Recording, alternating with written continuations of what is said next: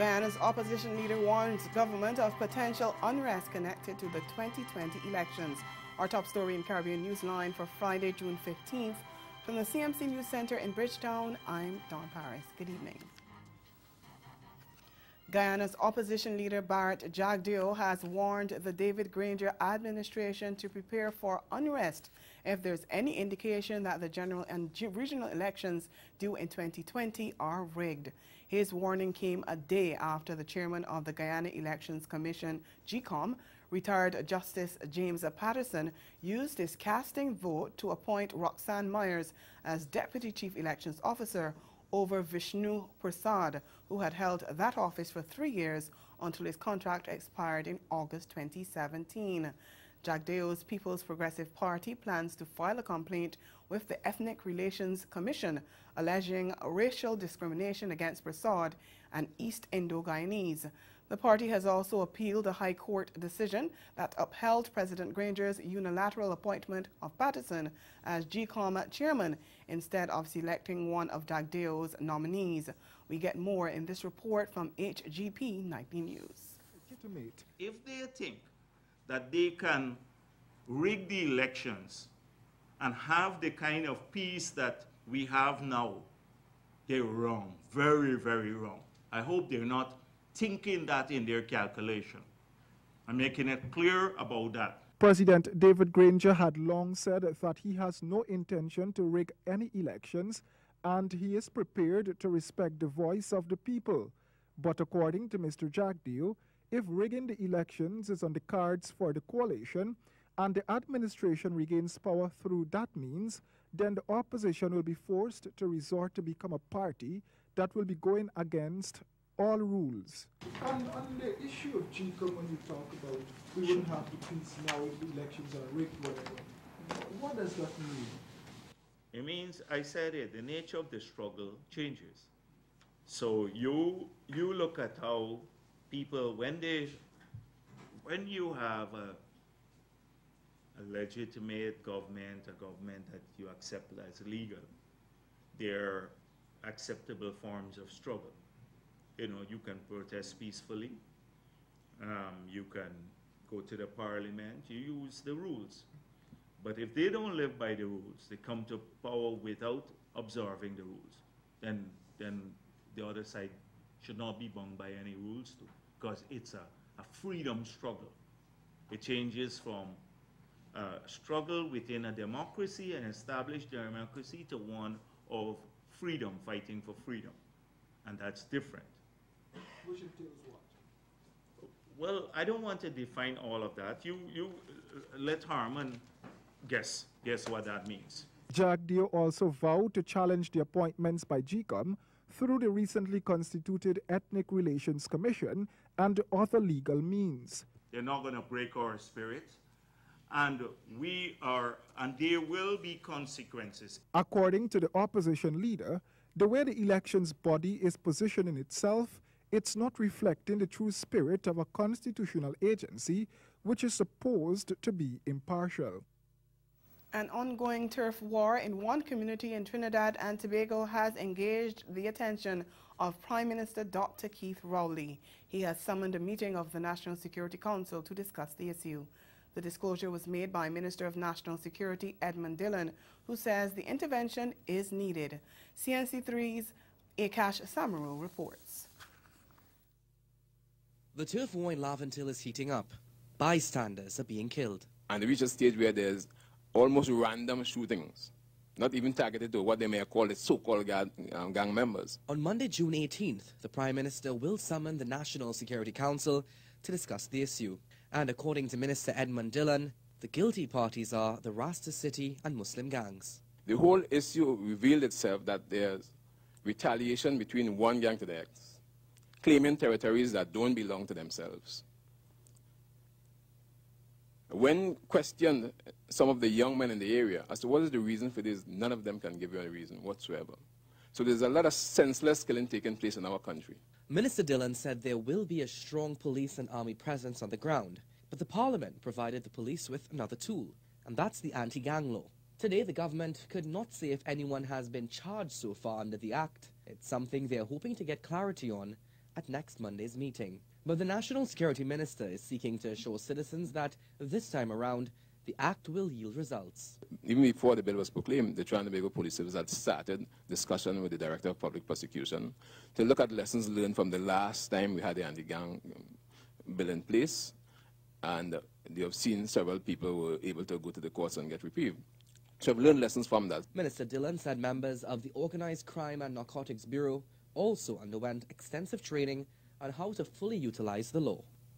Hundreds of Bahamians took to the streets on Thursday to protest a planned hike in taxes as outlined in the 2018-2019 budget. The protest was labeled, "Keep Your Corned Beef, We Marching." Web shop workers fought their own battle alongside those who stand against the government's decision to hike value-added tax, VAT. The workers said the government's plan to pinpoint shop operators in a tax hike of up to 50% could result in them losing their jobs. We get more in this ZNS Network News report.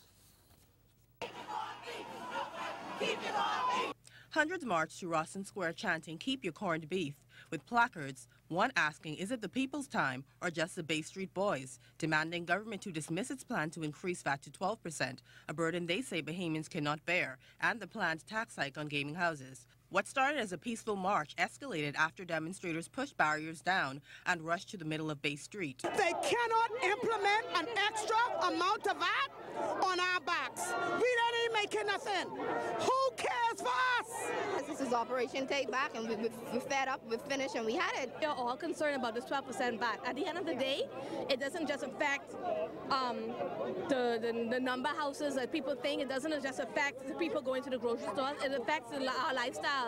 One of the organizers from We Rise, Cordero Ambrister, says the country cannot take a VAT hike, while the group's deputy leader says their concern transcends politics. We don't need no increase, especially for the poor communities, and also the 50% tax of the 50% tax rates of the number houses. I feel like that is totally wrong, because what you're doing, you're trying to cripple the economy, and you have so many persons employed in the number industry. You could say what you want to.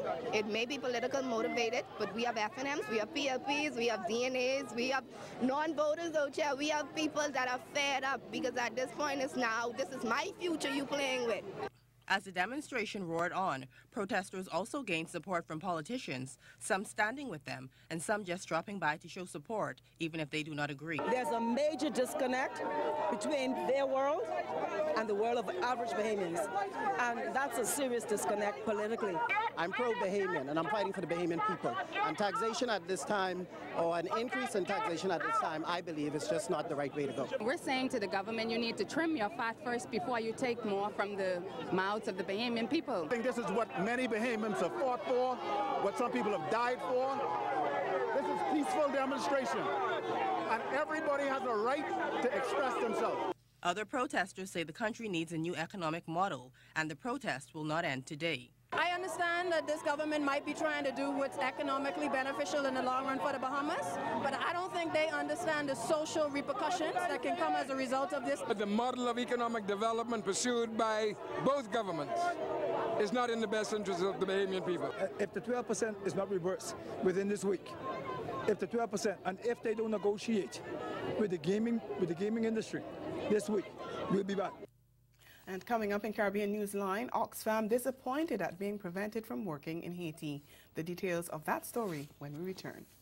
It starts from sunrise, a city filled with an island vibe, music, people, color, friendship, culture, and the warmest of smiles. Come enjoy the unique costumes, pulsating steel pans, exotic culture, exciting fetes, and unforgettable people.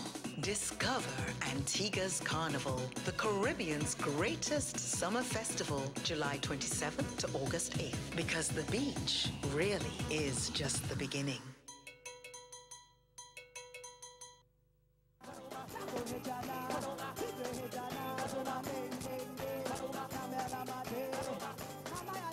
Joy voice, because I'm Trini, he's Trini, and he's a very positive guy. Love him. The message he sends is very positive. Go boys, Yeah, Trinidad. Look to the horizon. Tell yourself you will not fail. You will be there. You're all a titan. Check it, you can't hear. Jiggle up the body, girl.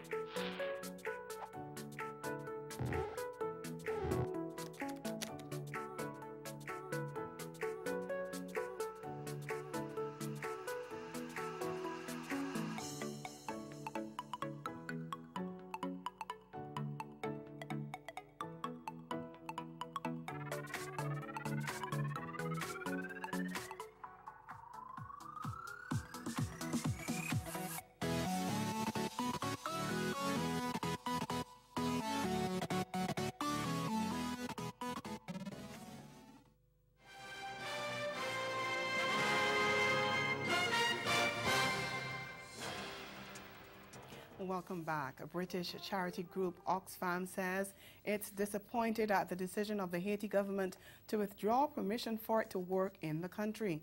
But it says it fully understands the position of the Juvenile Moise administration. Earlier this week, the government declared Oxfam persona non grata after accusing the London-based organization of violating Haitian law.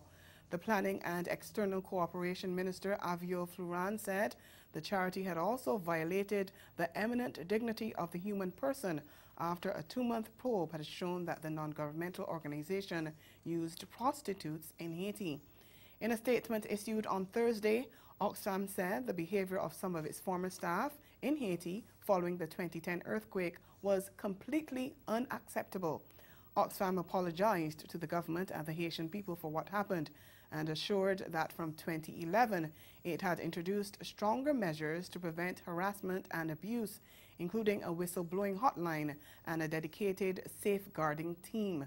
Oxfam said it is committed to continuing to do all it can to help the millions of people every year affected by humanitarian disasters and to improve the lives of those living in poverty. The St. Lucia government says it hopes the soon-to-be-established Organization of Eastern Caribbean States Tourism and Hospitality Training Institute will provide an avenue for greater collaboration within the tourism industry in the sub-region. Minister in the Office of the Prime Minister with responsibility for tourism, Dominic Fide, told a news conference that he held talks with his counterparts last week in the United States on the initiative. We get the details in this HTS News Force report. Minister in the Office of the Prime Minister with responsibility for tourism, Dominic Fede, is fresh off a long meeting with his OECS counterparts at the 2018 Caribbean Week observances. According to him, the meetings were very fruitful and a wide range of issues were discussed, ranging from training and human resource development within the sub-region to the regionalization of tourism and the region's airlift policy, among other things. And coming out of the meeting, he says, is the decisive conclusion that we will appoint a board made up of public and private sector entities to oversee a new entity, which is a consortium or a coalition, if you will, with all of the community colleges within the various sub-regions. So it's a big project between the ministries of tourism and education across the various jurisdictions in the sub-region. So that will no doubt bear tremendous fruit when we establish the Eastern Caribbean Institute of Training and Learning for tourism professionals. Following that, the CTO ministers met, and chief among the discussions, Fede says, was marketing the Caribbean as one brand as opposed to an individual approach. Very few of us within the sub-region have very optimal budgets. In the case of St. Lucia, our budget is very small in comparison to some of the bigger boys. And we have got to make sure that we do everything to arrive at a regional marketing position that we can drive the arrival numbers. We have about 26 to 27 million people that come to the Caribbean within that CTO region. And it is felt that we can increase that over time for the next 10 years to about 36 million with an incremental improvement of about 1 million annually. Fede says this push is strengthened by the region's vulnerability to disaster.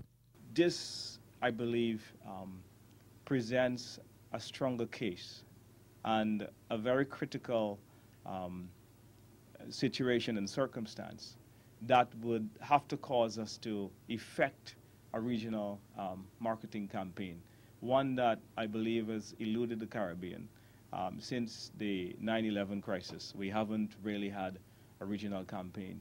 So those discussions were quite helpful and quite fruitful, and I want you to know that St. Lucia is going to lead that process in every way to make sure that we don't only contribute to the fund, but we also ensure that we effect the changes necessary to market the Caribbean as one destination, in addition to what the respective islands do. The concept is by no means new, however.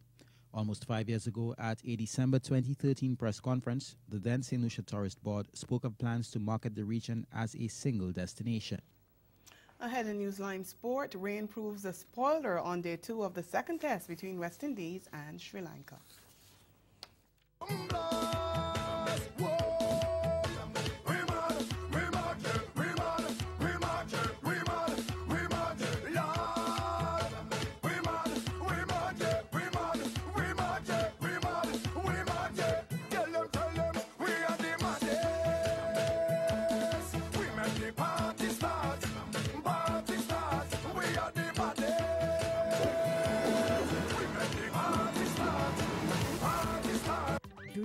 To combine a vacation with pure laughter? Then St. Martin is the place to be on June 22nd and 23rd for the 14th annual edition of its comedy festival, Laugh Till Belly Burst, with comedians from all over the world. Book hotel and show tickets until June 20th now at www.ltbbsxm.com. Well, all right, so I guess I'm going to tell you from me sitting in the audience and actually watching it. Exactly. So, one of the things that I hardly ever get to do is watch myself perform. So how was that? It's weird, because you're sitting there, you're nervous, and you're like, you don't know what to expect. You're like, oh my God, did I say the line right? Did it come off good? Was it authentic? Will the audience feel it? Those are my thoughts, you know? While everyone else is just in the moment and watching.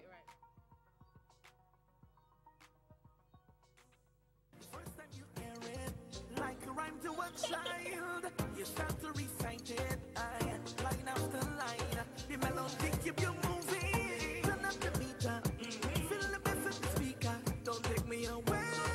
Show the wine and go down for me, baby. Show the wine and go down for me, baby. Show the wine and go down, yeah, just rock it up.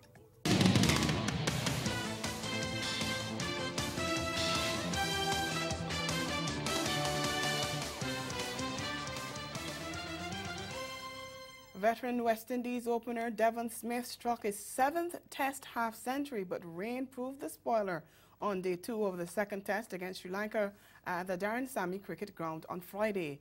Resuming from their overnight 2 without loss, the Windies found their progress stalled by repeated rain interruptions and ended the day's play on 118 for 2 in their first innings.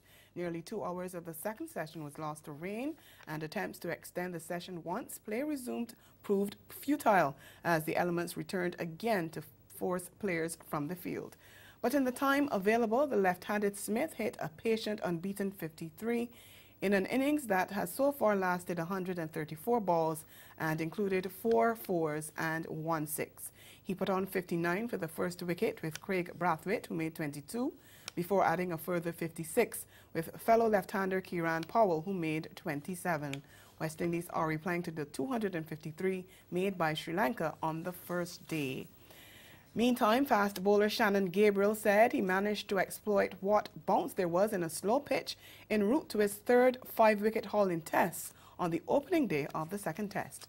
The Trinidadian speedster ended with 5 for 59. He struck the first 2 blows of the morning and combined with Kemar Roach, who got 4 for 49, to keep pressure on Sri Lanka. Gabriel told reporters on Thursday that he went out and concentrated on putting the ball in the right areas, and things went his way. I think it was a bit slow, but you were still getting that bounce.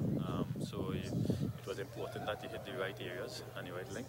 And most of the guys did that today. I think Roach and all hold well this morning. Didn't get the success that he deserved, but yeah. Almost 4 years after having retired from Test cricket, Dwayne Bravo still wants to represent the West Indies in the shorter formats of the game. The all-rounder spoke about his ambitions on the halftime show on TV6. After waiting for 4 years for a recall to the West Indies tested team, which never materialized, Dwayne Bravo officially announced his retirement in January 2015 and has been featuring in the T20 leagues across the globe. And despite not being picked by a West Indies team in the shorter formats of the game, the all-rounder still harbors dreams of representing the region in the colored uniforms. He even said he hopes to be selected for the Bangladesh home series and believes that the current selection process needs to be revised. I'm not saying like, okay, I think I'm too big or too good enough and I don't want to play. It's nothing to do with that. But I just think for the amount of experience I have in one-day cricket, T20 cricket around the world, and playing in these leagues, dominating these leagues, and playing against players who I'll be playing against in international cricket. For me, playing a domestic competition to prove myself is a bit too much. Bravo even drew an example of an English player. If you look at Josh Butler recently, he's on a white ball contract with England, but he gets selected playing Test cricket for England Test team because of the IPL success he had. So while he was in IPL, he had a 5-match 50, back-to-back 50s in T20 in IPL. And then England said, we need you, and for the off test he team. go for the Test team. Bravo also said that he believes that T20 cricket can be beneficial to the longest format of the game. It makes Test cricket more interesting. It makes players now believe a lot more. They play more aggressive. The brand of cricket changed. Even like you look at Team India. I think IPL helped India cricket team a lot. I believe that is where West Indies missed the plot by when Coach Phil Simmons said that it's a perfect opportunity for West Indies to have a strong T20 team and a strong ODI team. It will automatically help the Test team. Nobody listened to him. Nobody listened. Bravo is off to England to play in a charity match. Still in cricket, a sizzling knock by Hayley Matthews led Barbados to their third victory in a row and condemned Trinidad and Tobago to second successive defeats in the CWI Women's T20 Blaze on Thursday. The 20-year-old Matthews scored 39 off 21 balls in a vicious assault on the defending champions as Barbados chased down their modest target to finish on 93 for 4 with 25 balls to spare at Sabina Park. After the positive start, off-spinner Chanel Lord pulled things back for TNT with 3 for 17 to slow the scoring rate, but it proved in vain. TNT had earlier made 92 for 5 off their 20 overs, with Brittany Cooper holding the innings together with 47 off 46 balls, including 5 fours. But she fell to the strongly built pacer Shamila Connell, who ended with 2 for 17 off her 4 overs. In the nightcap match at the same venue, Windward Islands pulled off a major upset over Guyana as they won a cliffhanger by 2 wickets with 3 balls to spare. Set 122 to win, the Windwards needed 17 from the last 2 overs and eventually reached the target to record their first win of the tournament. Experienced opener Juliana Nero top scored, guiding the early part of the innings with 34 off 32 balls and adding 58 for the third wicket with captain Stacey Ann Adams. At Kensington Park, off-spinner Vanessa Watts produced the best bowling performance of the tournament so far as Jamaica recorded a comfortable 7-wicket win over Leeward Islands, who slumped to 68 all out in their 20 overs. Set an easy target, the Jamaicans reached 70 for 3 off 12 overs to win with 48 balls to spare. Jamaica's win put them top of the points table alongside Barbados, with both teams boasting perfect records of 3 wins from 3 matches. Antiguan football officials Danny Benjamin and Derek Edwards have been acquitted of drug charges in Jamaica. The charges were dismissed in the Kingston and St. Andrew Parish Court on Thursday. The men were charged after their arrest on March 26 at the Norman Manley International Airport when 3.6 pounds of cannabis were found in the team bag. Attorney for the men, Bert Samuels, said the defense had relied on surveillance video footage from the lobby of the hotel where the team had been staying. He said the video evidence showed the two men were not the only ones who had access to the bags in which the contraband was found. Edwards said he always expected that he and Benjamin would be acquitted. All along, we know that we were innocent, you know. It's just for the court to find us innocent as well. The evidence that was put against us, it wasn't strong enough to work for the judge to find us guilty. And finally, in horse racing, exciting Barbadian rider Antonio Whitehall rode 2 winners and missed out on a third through disqualification as he took center stage on the 7-race midweek card in Winnipeg, Canada. He scored a favorite Lil Miss Zach in race 2 before returning to win race 4 with 4-5 choice Abadan. Whitehall had earlier crossed the wire first in race 1 over 6 furlongs with near favorite Respect the Shot. But the rider of second place, Hal Kirk, Trinidadian Stanley Chadic Jr., lodged an objection for interference, which was upheld. Respect the Shot was then disqualified and placed second, with Hal Kirk upgraded. But Whitehall wasted little time in making up for that disappointment, combining with 3-year-old bay filly Lil Miss Zach to crush the 3-year-old and upward maiden fillies and mares by a whopping 12 1/4 lengths. His second win came in a 7-furlong trip for the 3-year-olds and upward when he steered Abadan to a narrow victory. And that's the sport. We'll be right back.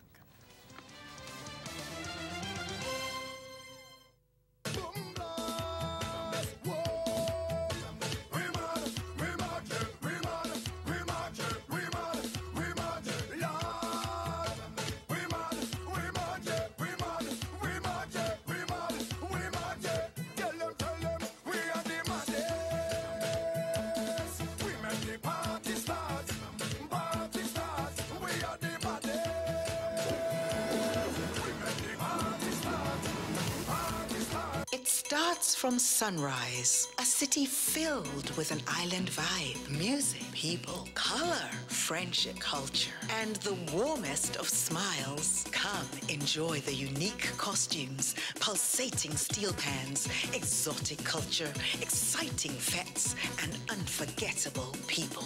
Discover Antigua's Carnival, the Caribbean's greatest summer festival, July 27th to August 8th, because the beach really is just the beginning.